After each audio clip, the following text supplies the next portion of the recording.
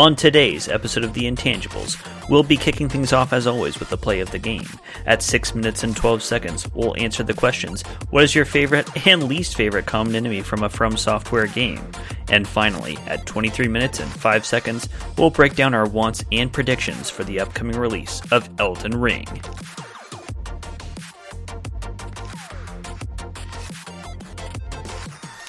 Welcome to The Intangibles with Kenny and his associate, Matt. Hello! You're much more accepting of that than I am. I write it whenever I get an alternate title. I roll with it, you know. I'll let the audience decide who I am. Oh, I see. You'll let your performance speak for itself. That's right. Alright, fair enough. Alright, well, it's another show. We've got Elden Ring fast approaching. Day of recording, it's the day after Valentine's Day, and Elden Ring is approximately 10 days away. Happy day after Valentine's Day. For me or for our audience? For you and for everybody. Wow, thanks.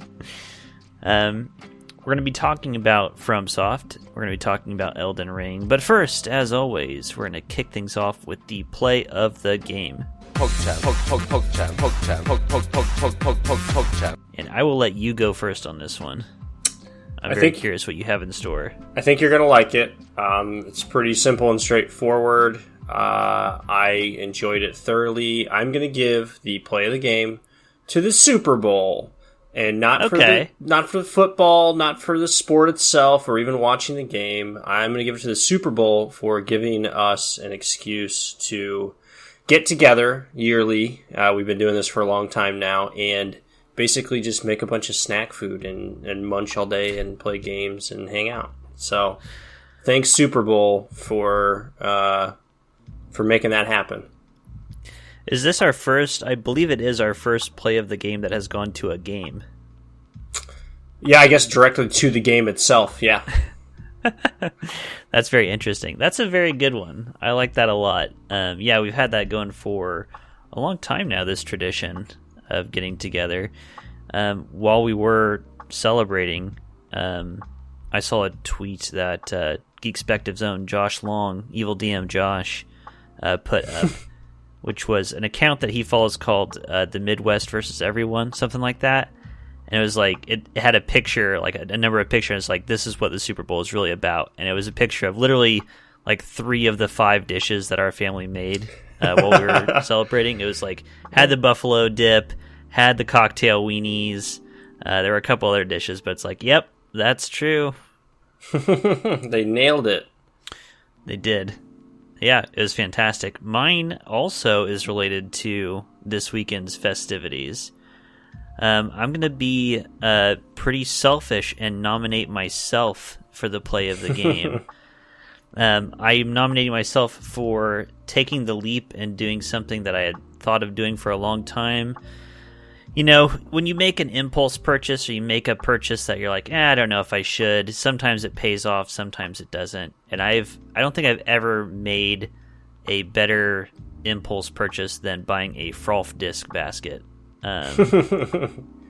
It's paid off in a big way.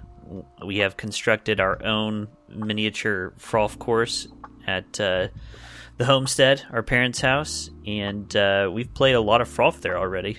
Every time that I've been home, I think we've gotten out there at least once. Yeah, to the point where we were outside in the below freezing temperatures in an actual snowy storm. It wasn't so bad outside, honestly, but it was cold. There was snow, but it was well worth it. Yeah, I enjoyed every bit of it. We also talked while we were playing. It seems like every time we do play Frolf, someone, a family member of some kind, drives by and just sees us out there as if that's all we do, which, you know, isn't that far off from the truth. Yeah, often it's multiple times in the same day or weekend that they see us out there doing it, and they think that it's all that we do. Which, yeah, again, not too far from the truth. Not too far from the truth, but not exactly the truth either. I would give my nod this week to the Super Bowl because both of our votes are related to this weekend, and the Super Bowl being an excuse to get together has been very nice. That's right. The Super Bowl brought your play of the game to us, so that's true. True. Kind of, not really, but yes, that's true. And I think too, I want to give it the extra nod this time because it was also the tangible play of the game. Because a lot of times the Super Bowl kind of sucks, and this year it was really good. It was really entertaining. So yeah, we actually watched all the way through to the end, and it mattered at the very end. So yeah, it was good. That rarely happens. Definitely. Good job, Super Bowl. A+. Way to go, sports. Let's go, sports ball. All right. So with that wrapped up, let us go on to the frequently asked questions. Question. We've got a double header for the FAQ this week. In honor of Elden Ring's imminent release, we are going to answer the dual question: what is the best common enemy in a FromSoft game? And what is the worst common enemy in a FromSoft game? And also kind of opening it up if you wanted to any game in general. But my answers are specifically FromSoft games. Yeah, I really only thought about FromSoft games, and it was interesting to me. I'll be curious what your experience with this was, but so I've played Bloodborne, Sekiro, and most of Dark Souls 3. I'm not quite finished, but most of it. Those are the three that I've actually, played, and am familiar with the common enemies and the bosses and everything. And I struggled to not focus on the Bloodborne enemies in general. Like, I think from both a design, like just visually and sound-wise as well as their implications in the actual plot and everything. Like, those two things combined just made like all of them stand out to me compared to pretty much any of the enemies in Dark Souls 3 or Sekiro. I'm curious if you had a similar journey there, or if you were able to pick some out of a different game. I agree in that. I mean, I'm a little slut for Bloodborne, so I was definitely very focused on the enemies in that. Dirty little blood slut. Yeah, I really was. But I have to say, as the more I thought about it, the more I was like, the other games that we've played really started turning my gears, especially when it comes to enemies I don't like in the FromSoft games. Interesting. So I guess if you want, I could just lead off with a worst common enemy if you want. Sure, bring it on. Okay, so I've got a real softball for a worst common enemy. I don't think this actually takes the cake for me, but it's just sort of an honorable mention. Every dog enemy except for Sekiro, I would say, I don't like any of them. Sekiro made the genius innovation that they all die in one hit. All the dog enemies in Sekiro just die instantly as soon as you hit them, which is the next best thing to removing them completely from the game. Dogs are always bullshit. They always suck. They attack in such erratic patterns. They have weird hitboxes. They always have knockback. They're just so obnoxious, and they play so different from most of the other enemies that you fight that they're just annoying. No one enjoys fighting dogs in the FromSoft games. I feel safe in saying that. I can definitely agree with that. Another thing in Sekiro, you mentioned that it takes one hit. It's one hit with shurikens as well as your sword. Right. So, like, once you have shurikens, you can just tink, tink, tink, take them out without ever getting close to them and carry on. So it definitely was much more manageable in Sekiro. Which, again, makes me think, like, I like that much better, but it makes me, like, just get rid of them. Like, it seems like they understand people don't like fighting these dogs. So, no dogs. Just get rid of the dogs. It's very easy. Well, if they got rid of everything you didn't like, Kenny, what kind of game would it be? Yeah, I mean, I wanted, I don't know. You're right. You are right. It is part of the experience. Like, every one of these Dark Souls games also has a Blight Town style level where you're walking through poison. And as much as people say they hate it, it's part of the experience. Yeah, there does need to be a spectrum of things you enjoy and don't enjoy in there. But I think the dogs are at the very far extreme of one end, and maybe you could trim that up a little bit to make the actual whole experience better, if that makes sense. Yeah, or maybe not have dogs be ubiquitous enemies that exist through the entirety of the game, which they're always around. It's true. All right, what have you got? You can talk about either one. A good enemy, a bad enemy. What do you I'll got? jump in with worst, and I think similar to what you said. Like, this is kind of a not serious, 100% serious, but I think it is a good mention in general. And my experience with this in Dark Souls 3 is really what has led me to this hatred for this enemy. Fucking mimics. There's that chest in Dark Souls 3 early on, and I had never experienced a mimic before in my life because I played Bloodborne first. There's not a single mimic in that game. There's not chests. You don't have to really worry about that. There are a couple chests, but yes, no mimics. Yeah, so I come trotting in there, and chest, and I go to open it up, and you're a 5 HP little turd at the beginning, and it just opens up and grabs you in its maw and starts chewing on you until you die. I hated that. I hated being surprised by that. And once you're aware of it, you run in and you slash at every chest before doing anything else. And so it's easy to deal with, but I still hate them for that experience. I would say, I think you're definitely in good company on hating mimics.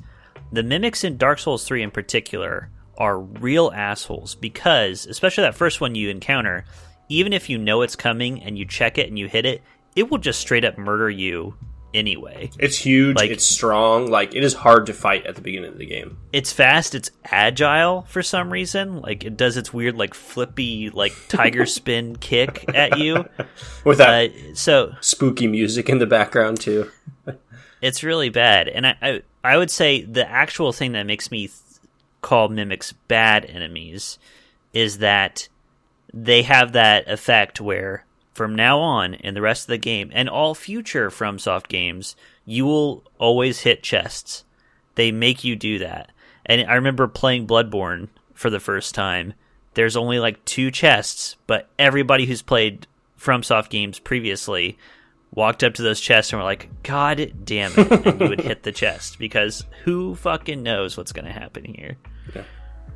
Yeah. So that's mimics. Pretty annoying. Yep. That'll be our iconic first, as they are. It'll be our first merchandise. It's just a shirt that says "fuck mimics." You can find it at that website we're gonna make. Yeah, that'd be good, and it would be sort of imitating the banding of the chest itself. Yeah. Okay, so let me give you my actual nominee for worst common enemy in a FromSoft game. Okay. It is from Sekiro. Ooh. And I don't know, I haven't looked up the actual official name of these guys, but when you're attacking Ishin Castle, the flying feather ninjas on top of the castle can absolutely suck both of my balls. Those are called Nightjar Ninjas, and I had them as a notable on mine as well because that's a similar thing where one of the first times you encounter them, you're up on the roofs in Ashina Castle. And you hear this kind of scream, and you don't necessarily see it. You don't necessarily know where it's coming from. But there's this Nightjar Ninja who comes sliding down on a cable and just absolutely wrecks your shit. That was not a fun experience. To this day, it's not a fun experience. Yeah, you hear this weird, keening whistle. And then flying from off-screen, these motherfuckers come. Anybody who has not played this game and you don't care about, experiencing it for yourself... go watch Donkey's YouTube video about playing Sekiro. Hey guys, Donkey here. I gotta say, I'm playing this new Sekiro. It's a lot easier than I thought it would be. I didn't think it would be so easy. They feel like cheating. I think that's the thing that I don't like about these enemies. It's what am I supposed to do about this? I'm on a roof and this thing flies from off screen and I can't see them. And then when you do see them, you still get hosed by them. Yeah, they do their little spinny attack where you have to deflect 30 times in 2 seconds or pay the price. That's why it's a sprint through area for sure. Just run through, you get done with it. Yeah, so Nightjar ninjas, no thank you. So what do you got for best bad guy? Best bad guy. That was a tough question. And when I first started talking in this segment, I mentioned like my mind kept going to Bloodborne for those reasons of the lore implications and just like the visual design and how it all ties together with everything that happens in the game. And totally, I kind of landed on brain suckers, as odd as that might sound, because the brain sucker is like I think it is really the first enemy you run into that is really like, whoa, this is different. You run into one of them in Cathedral Ward, right? When you go through and kind of clear out the town area over there, there's one as you're looping through that way. And that's really like the first time in the game that you get this exposure to spoilers. The fact that it's not your typical werewolf story, maybe. When they attack you, they do that just crazy, again, brain sucker attack. They literally take insight away from you, which you don't really understand at this point in the game, but I think it's really cool how that's a part of it.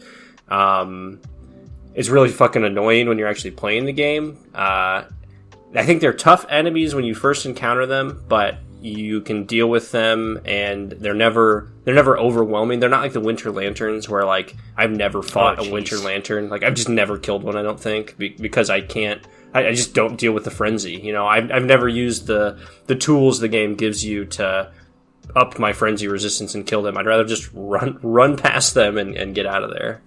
Well, the game is trying to force you down that path of not looking at the Winter Lanterns, which also makes them a really cool enemy. Definitely, because then when you look at them up close, especially, there's some interesting stuff going on there. There's a lot of stuff that we'll talk about in a future episode when we discuss Bloodborne. But yeah, those are the reasons that I picked the Brain Sucker. The Brain Sucker also crossed my mind. That animation of it sucking out your brain is really like a what the fuck kind of thing. Which, is good for the game. It's a big part of what the game's about. The way it kind of scuttles towards you when it sees you, like it just beelines for you. When it grabs you with its little mystic attack, and then it's like, so eager to suck out your brains. Yeah. That yummy insight. Yeah, that's a good answer. Mine's kind of similar, also from Bloodborne.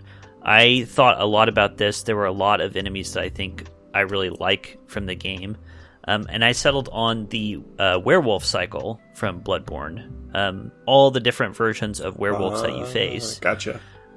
One, it's the first enemy that you encounter in the game, both in the opening cutscene and when you leave Yosefka's clinic. You fight it. It probably is the thing that kills you right away at the beginning of the game. So that's got something going for it. They never stop being scary, basically. It beats your ass the first time you see it, and then you see two of them on the bridge leading into Central Yharnam, and they will also just destroy you. You basically have to cheese them using one of the best cheese strats in the game, going into the little house and making them go through that choke point. It's kind of the only way to reasonably beat them early on.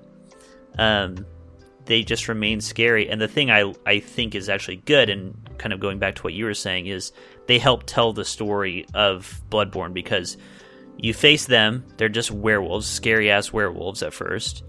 You later face them in Yahar Ghul, where now they are mutated and are inside out and have extra limbs. Then you see another version of them when you go to the Nightmare Frontier with the Silver Beasts, and they have sideways mouths, yes, and fire and electricity attacks, and there's it shows you, it walks you through the progression of this eldritch horror of oh, this isn't what I thought it was, and then it ultimately, in my opinion, culminates in, spoilers, the end of the game. If you get the secret ending where you face the moon presence, you realize why these things look the way they do. It's because of the influence of the moon presence. So it has actually a huge payoff at the end of the game too. So it's a scary enemy, it's a powerful enemy, and it progresses and helps tell the story of the game. So they get my nod for best common enemy. I like it. That's it encompasses that encompasses so much more too, because like you're saying, it really carries you through the entire length of the game, which I think is cool. I struggled really hard when I pulled up the list of of enemies in Bloodborne, and like there are so many of them that there are so many that are just kind of cool in how they line up with the story. Like the Snatchers are a quirky one. Like the first time you run into a Snatcher and you get whacked by his sack, and then you wake up in Yargul. Like, what the fuck? That's awesome. That's an amazing moment. Like the gingers, as we call them. Yeah, the slimy students in like the lecture hall, like that are turning between things. Same thing for like the Garden of Eyes that have the student outfits on in Bergenworth. Like, there's so many little details on all of these enemies that are just really cool. Definitely. You know, an enemy I'm surprised didn't make either of our lists are the crows from Bloodborne. Fuck those things. They're less annoying than the dogs, I would say, because they're less mobile. You can deal with them a little easier, but they're basically dog version 1.5. I think they're like a good version of the dogs. Like, they're annoying, but they won't just destroy you straight up. Like, they're just an extra thing. They're like an environmental feature almost. Like when you walk through certain zones and you have to worry about stepping on fire. That's basically what crows are. The floor is crows. Okay. Let us go to a quick ad break, and then we'll get into the breakdown.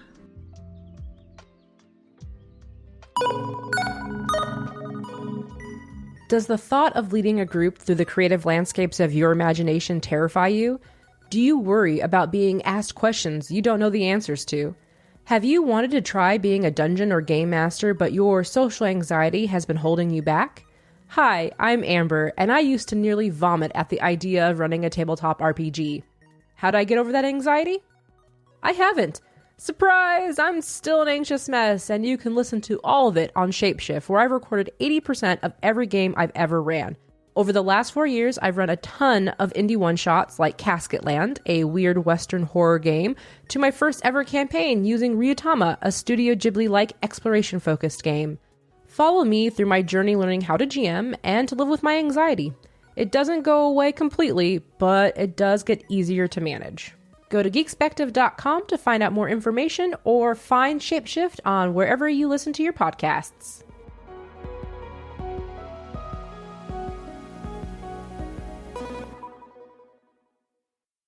Oh, let's break it down!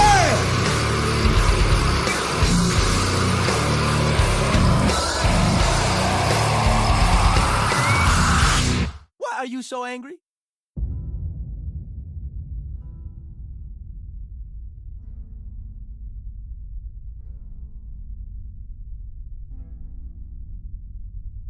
Now let's get into the breakdown. So, what I wanted to do, Elden Ring is coming, and it's coming hard.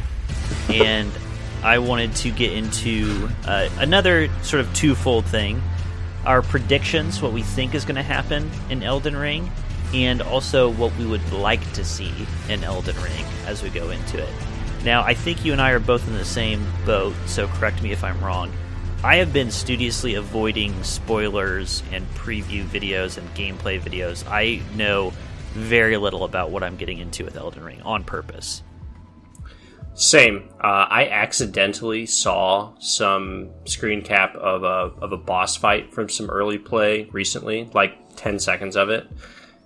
It was just like a clip somebody posted, and it didn't say anything about the name of the game. It was just like, I forget what the caption was. It was enticing enough to make me click on it.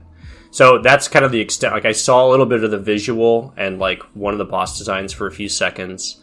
But really outside of that, haven't seen any gameplay, haven't read up on any interviews or any released info or leaked info or any of that. So prediction wise for me, it's honestly kind of tough. I don't know what to expect, and it kind of excites me. Yeah, definitely. I do have predictions. Mine are pretty broad strokes. Sure. Do you want me to give you one of my predictions just as a little sample? Let's get it. All right.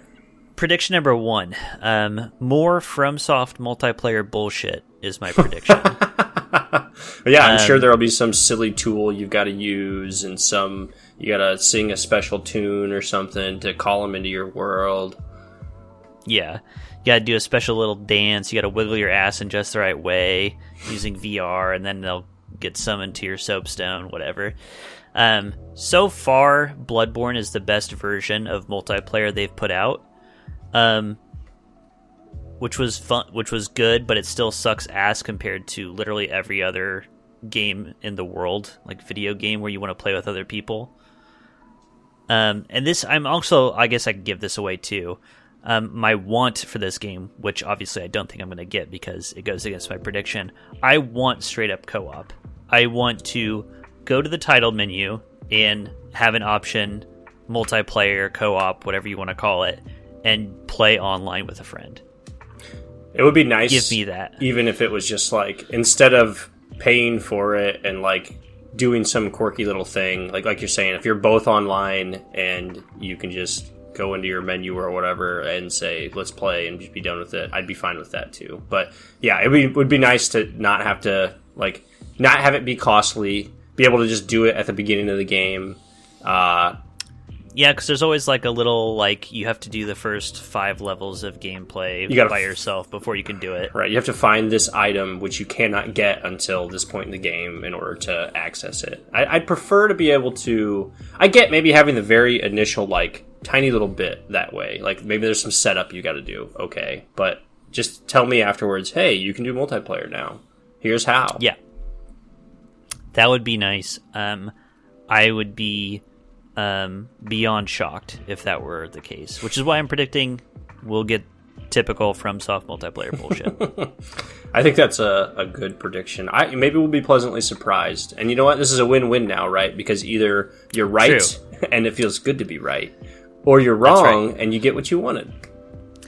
This is like betting against your own team in a sports bet. Mm-hmm. You've ensured victory of some kind. Right. I'm getting paid or my team wins. I'm happy either way. Man. All right, so that's an example for me. What do you got as far as a want and or prediction? So I'll start with a want, and this just kind of ties into the common enemy discussion we had before this. One of the things I really liked in Bloodborne was that all of those enemies, tied into that story. I felt like the story in Bloodborne was just so much more interesting to me, and I haven't had that. So Sekiro definitely didn't really do that for me.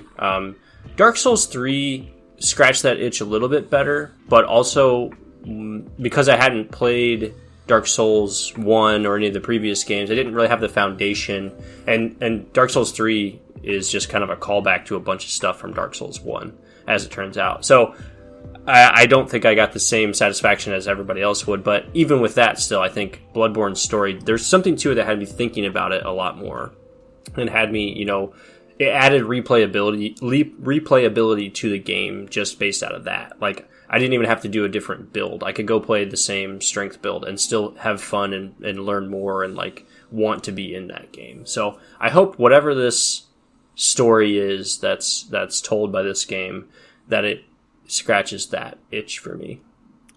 I will 110% echo your sentiment there. I have exactly the same want. I wrote something cohesive story-wise. The things that I've seen so far about Elden Ring, and I think anybody who's played FromSoft games, if you've watched the trailers, if you've seen some of the preview material, it feels like a culmination of everything FromSoft has ever done. There are very clearly elements of Dark Souls and Bloodborne and Sekiro in there, which is very exciting. I think it's going to be really awesome.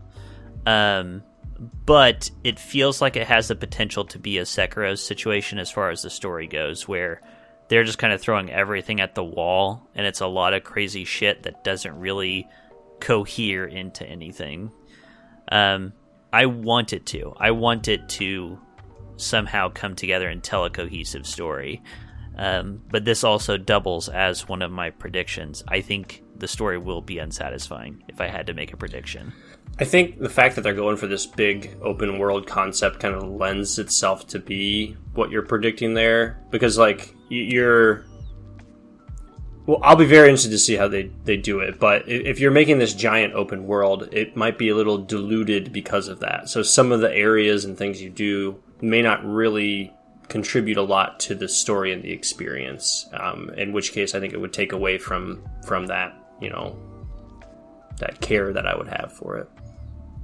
Yeah, and if the story, like all of their other games have been very, very linear, not that you can't, and gameplay-wise, you can go to different zones, you can tackle in different ways, but it's like, here are the mandatory bosses you must face to beat the game in this order, which lets them tell a more controlled story.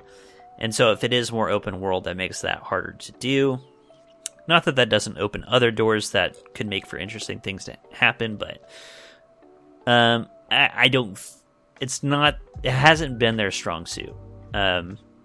You have never played the original Dark Souls. Nope. I would say, given that you like Bloodborne as much as you do, especially from a story side, Dark Souls, I think, is like, it's as close as they get to Bloodborne from that side of things. It's a game where, it is the game that made me interested in, like, the lore and, like, people investigating what the lore means and what these various clues and subtle little nods and hints, how does it all come together? It's got that going for it, so it's not like they can't do it in a different setting. Yeah, I would like to play the game someday. From what I've been told, playing the later games first and going back is a good way to do it because the gameplay is so clunky when you go back. If you start there, you may hate the series and never play any of the others. So that's true. I mean, we've talked about this, I believe, in our previous episode we released. We were talking about how to tackle FromSoft games for the first time. And yes, in Dark Souls, there are things like, when you die, you lose maximum hit points permanently until you rekindle or regain your humanity. It's like, and you can get cursed, which just means you have half HP going forward. The games are all punishing, but it was a different world back then. I was going to say another want that I have written down here. NPCs. I feel like it kind of all ties back to this story stuff. Like, I feel like the NPCs in Sekiro, there really just weren't very many. And I didn't really ever get much connection to the game or care to do anything with their quests. Dark Souls 3 has like some of the most convoluted quest lines in the history of games. They're fucking insane. I don't know how anybody figured them out, to be honest with you. Bloodborne, I feel like NPC wise, pretty much all contributed to that story and that experience. And there's actually some that are kind of essential to telling the conclusion of that whole story. I'm thinking of, you're sending people to Yosefka or to the church. Ariana, if you send her to the church, obviously that leads to some interesting stuff, shall we say? Yeah. So I would like, if they're going to do NPCs, I would like them to be something significant and not just like questy bullcrap, if that makes sense. Like, I don't want to just go do a side thing that doesn't have any real bearing on the story or doesn't feel weighty in some way. Yeah, I definitely feel that. To me, again, thinking back to the series, it's like Bloodborne definitely takes the cake on great NPCs. Dark Souls has Onion Knight, obviously, is a mensch, and we all praise the sun, like there are like a couple big standouts from the Souls series, but they're weird exceptions as compared to Bloodborne, where even like you think of the doll, you think of like the doll is a perfect example. Like, all of these Souls games have the tall, pale, pretty lady who levels you up, and in most of the games, she is just a complete blank. Like, there's just nothing to her. And in Bloodborne, she really matters. Like, she has a huge impact on the game and on the story. So yeah, I agree. I would like to see us get a lot of characters that you can get invested in. Like Eileen, even, she doesn't have a lot to do with the story overall, but she's like my favorite NPC of all time. Yeah, you still become invested in that storyline. Well, and I feel like the way that they loop that in is so natural, right? Like, you run into some hunter in the graves after Gascoigne is out of there that's fighting Eileen, and you help her, basically, right? And then, so, like, you can talk to her early in the game and kind of find out a little bit about who she is and what she does. The end of her questline where you are essentially, like, avenging her death, you know, it all comes together throughout the entire length of that experience. And it's teaching about this world and how the hunt drives hunters mad. And yeah, it's great. I agree. I would like some cool NPCs as well. It all comes back to the story, which, you know, judging from what I see so far, I think there's a good chance it won't be that good. I'm ready to be surprised. I'd like to be surprised. So I have a final pair of want/prediction. Right. My want, and this is actually a criticism of Bloodborne, if we can come back to it for a sec. I want lots of build options available to me right out of the gate, which is, I think, Bloodborne's biggest weakness. There are multiple interesting build options you can do in Bloodborne, but some of them you don't even have access to until you're halfway through the game or beyond, basically. And the first time you play, forget about it. Like, you're just not going to, unless you're looking up guides, you're not going to know how to approach it or how to tackle it. So I really want to see lots of build options, and I think we're going to get it. In the same way I was saying, you know, this feels like a culmination of everything they've done. I think you're going to see all kinds of possibilities of ways to go about the game. And my ultimate prediction is that this will be the most fun FromSoft game from a gameplay combat perspective, because it feels like they're going to take all these lessons they've learned and then combine it into one amazing experience. That's like the one, I guess, prediction that I would also echo. Like, after playing through Bloodborne and playing through Sekiro second, and then actually going backwards to play Dark Souls 3, because that would have been between Bloodborne and Sekiro, you can very clearly feel the progression in the gameplay. You know, Bloodborne is the first one where it was fast-paced, aggressive.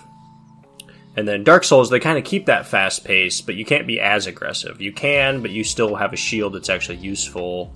The parrying is cleaned up a little bit more. Like, the parrying's just gotten better and better through the years, which leads you to Sekiro, right? Which is, like, incredibly parry-based. If you don't learn how to parry, you're going to struggle with the game.